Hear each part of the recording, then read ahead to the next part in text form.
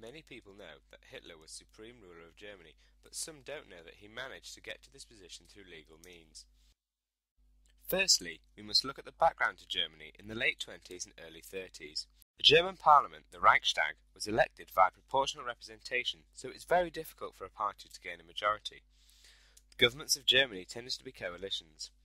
However, also at this time, the Wall Street crash occurred, which meant that the German economy nosedived due to the loans that it had with America. With a weak economy and a weak government, disaster was almost unavoidable. As the government was weak, the President of Germany, Hindenburg, ruled through emergency powers. So knowing this, let's look at the elections in Germany.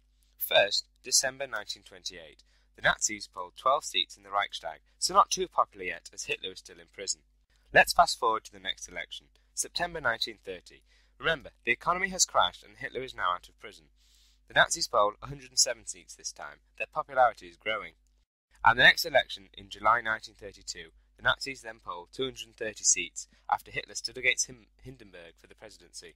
The next election came quickly afterwards in November of the same year. The economy was starting to look better and the Nazis polled 196 seats, which causes Hitler to start to panic that he's missed his chance. We can see from this that the Nazis are quite a popular party in Germany. But why is this? Firstly, extremist parties such as the Nazis increased support by promising an end to depression and unemployment. They were also well organised and used effective propaganda to put across their message. As well as this, the SA, the private force of the Nazis, disrupted opponents' meetings. So we can now answer the question, how and why Hitler was made Chancellor in 1933. Hitler faced a few obstacles to become Chancellor. First, Hindenburg hated the Nazis, so tried to avoid giving Hitler the chancellorship. After the 1932 election, von Papen was allowed to continue as Chancellor but had no support of the Reichstag, so an election in November was called.